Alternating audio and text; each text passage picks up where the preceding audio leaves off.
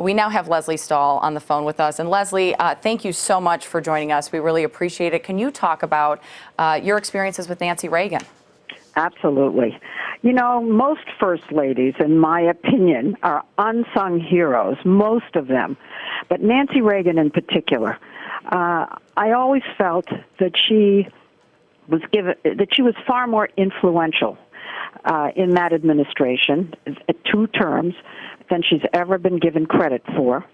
I think that, we do know that she helped persuade Ronald Reagan to talk to Gorbachev. So that led to the softening of relations back then, maybe one of the great turning points of the late 20th century. She grew tremendously in the White House.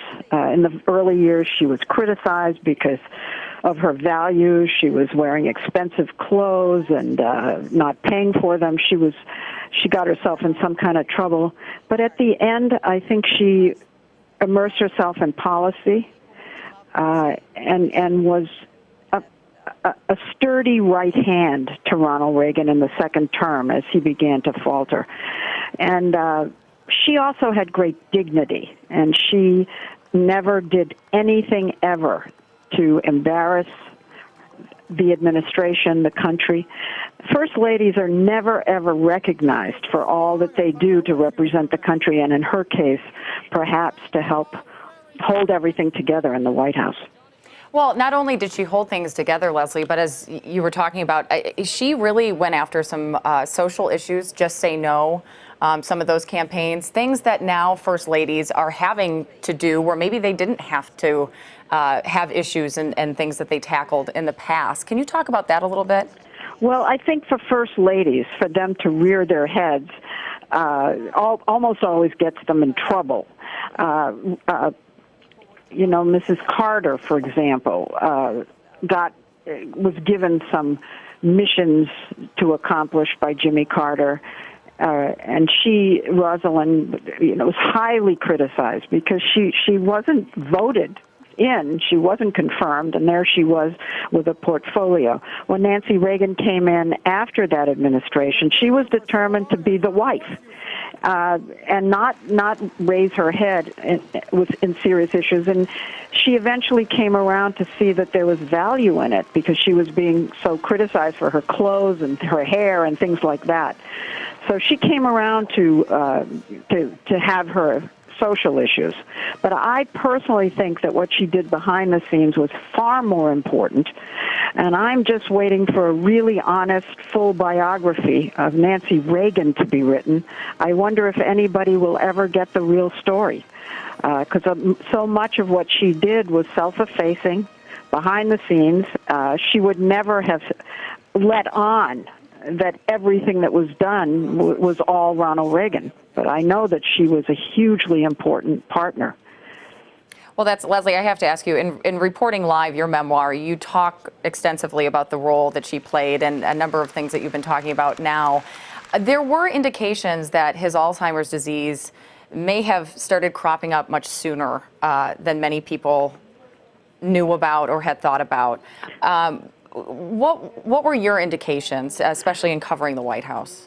Well, I think, first of all, when he ran for re-election in '84, he was stumbling before the public eye, and the Wall Street Journal wrote a front-page story raising the question of, quote, senility on the front page because he was stumbling in answering questions. So you began to see it then. His son, Ron, told me for a 60 Minutes piece that he thought his father was never the same after he was shot and had open heart surgery to remove the bullet when he was shot. But I did see signs of it and wondered what was happening. Of course, Alzheimer's wasn't diagnosed for a long time, but you could just see sometimes he'd wander off. You'd be in the room with him, and he wasn't there. He wasn't there. I saw it myself, but other officials in the White House, when I wrote my book, told me that they had seen it too. So there were signs, and I think Nancy Reagan did when I say she did so much to hold things together in the second term, that's really what I'm talking about. Well, and she was so protective over Yes. him. We even in an interview later in his presidency, she's seen mouthing words to him to say during an interview, but she was always so protective. Well, she did that when he was president. Right. I remember we were out in California up at his ranch, and he was asked a question by a group of reporters, the pool reporters as we're called, and he couldn't answer it. He just froze, and she mouthed something to him. She said, and we heard it, we picked it up over at the microphone. She said, kind of like a ventriloquist, doing everything we can. And then he said, doing everything we can. So it was on camera. This video exists. So we saw it. I have to ask you, during crisis in the White House, like the Iran-Contra, and you were talking about the meeting with Gorbachev, what role did she play specifically that you saw, Lesley? Who, Gorbachev's role? Or well, just, with the number of crises that that President Reagan had to go through, like the Iran-Contra deal and that meeting with Gorbachev, those types of things, what was her specific role with the president? Ronald Reagan's role? Or Nancy Reagan's role? Nancy Reagan's role. My apologies. Yeah.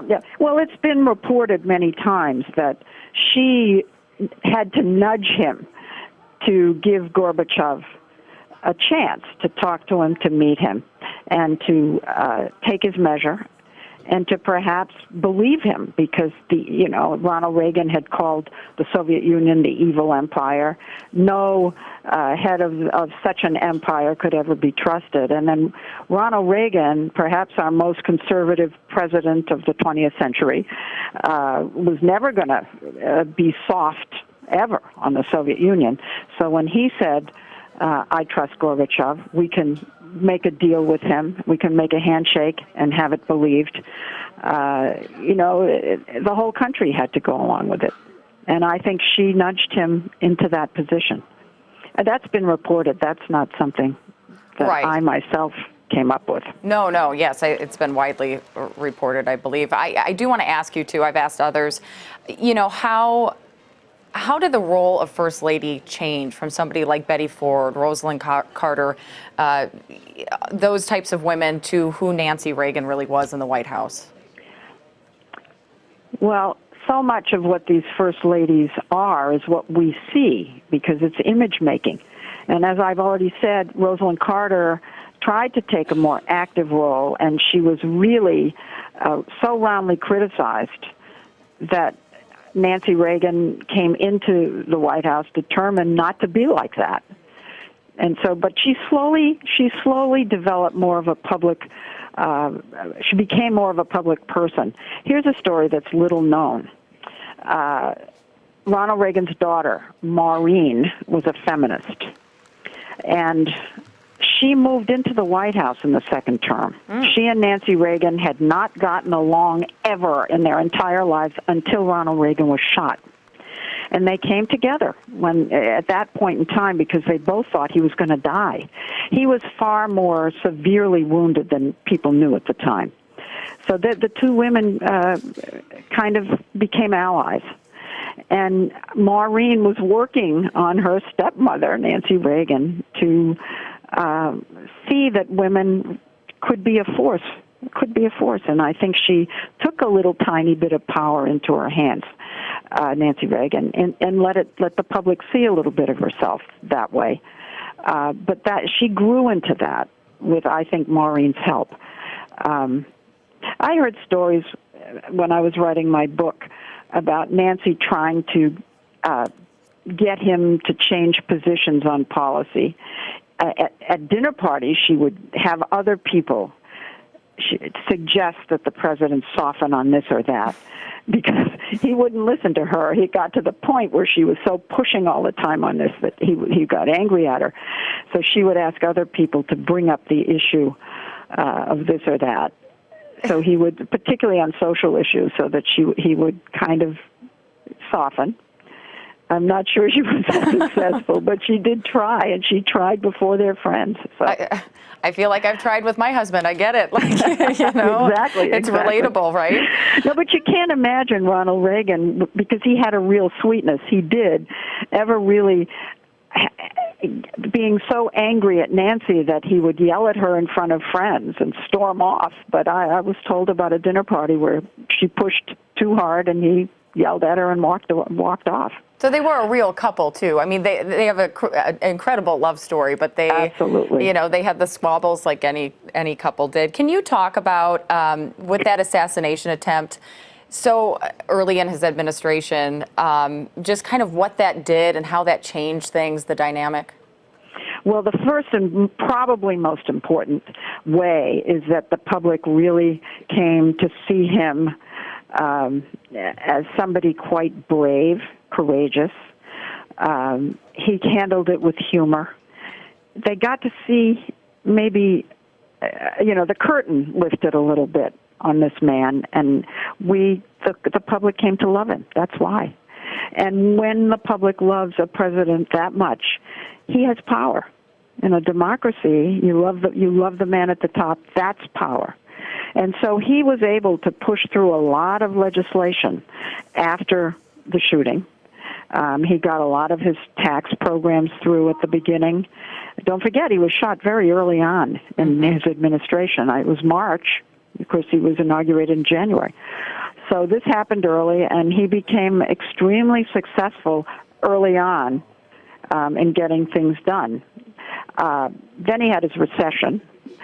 Yes. And as with any president, when the economy goes bad, that power subsides, and that's what happened with him.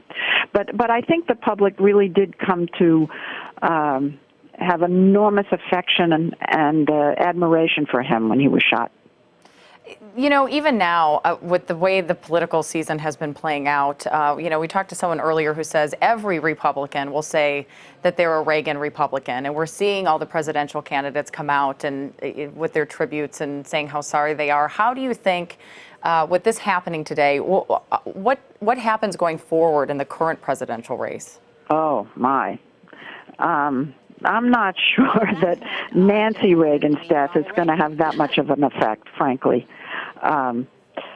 What I hope happens after today is that somebody takes a really cold, hard look at her influence, while some of the people who worked in the White House closely with the president are still around to talk about it, because she was so secretive herself.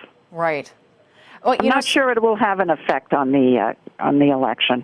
That they won't use it in some way to maybe, I don't think so. Yeah. I mean, who's going to use it?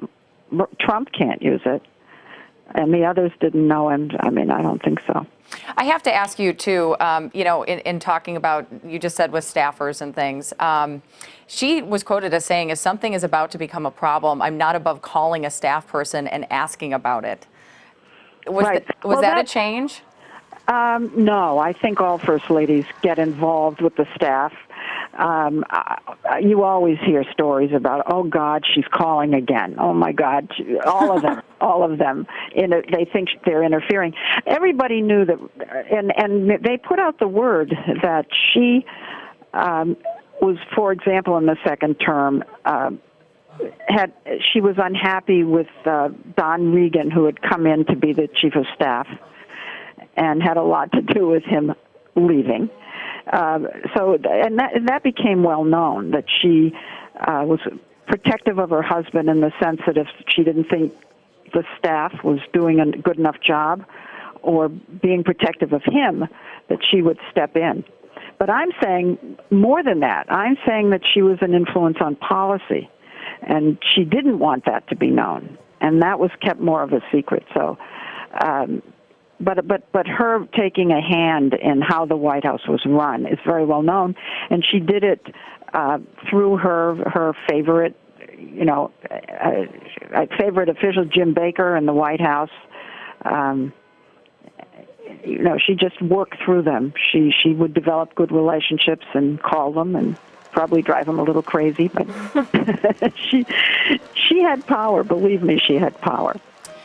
And that's, we've discussed that as well. But I have to ask, at the beginning of his presidency as well, she was criticized. We've talked about that a little bit here. She says she made no apologies, though, for how she did things, especially later on, quoted, saying she had a pretty fabulous life and she didn't make apologies for some of the things. But she also found the criticism so unfair. Did you ever see that reporting on the White House, that she thought some of these things were really unfairly geared toward her? Well, I'm sure, I didn't see it firsthand, but I'm sure she did, because there was so much piling on when she was taking clothes and not paying for them and spending too much money on things, decorations for the White House. And she always had that stiff gaze when she looked adoringly at him. And we were in the age of feminism, really. We wanted our women to be more authentic and showing their power more than she did. And so she did. She came under a lot of intense criticism. And there was a turning point when she went before the Gridiron Club, which is a club in Washington where politicians make fun of themselves, and made fun of herself. She made fun of the clothing scandal, and it was endearing. And after that, she took on her causes and changed. So she may say she doesn't regret it, but she changed. So obviously she took it to heart. Well, one of the things she did once they left the White House and her husband continued to fight Alzheimer's disease is she even broke with President George W. Bush in 2001, endorsing embryonic stem cell research, saying she wanted to spare any other family what her family had gone through. When she did that, I thought, that's the Nancy Reagan I think was the strong woman behind Ronald Reagan. That's the person that was there that we didn't see. Yeah. And I think, I hope there are nothing but tributes for her. And I pay a tribute to her because, as I said, First Ladies are all unsung heroes, and they don't get credit for keeping their husbands happy and keeping, therefore, the country stable. And she and all of them, everyone I covered, I would say this about, but her particularly. And so, yeah, and Marcia, thank you for letting me speak my mind. This has been fun and wonderful. Well, that she said in an interview in 1985, I see the First Lady as another means to keep a president from becoming isolated. Yep, she was great.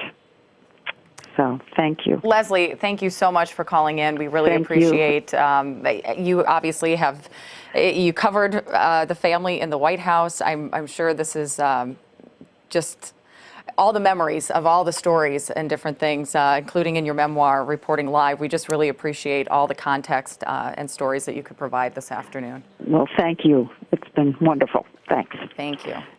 Lesley Stahl there, obviously with 60 Minutes, covering the White House during the Reagan administration.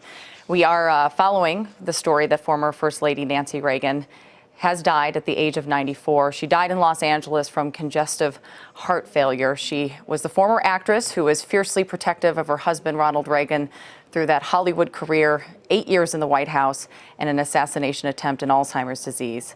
Nancy Reagan did die at the age of 94.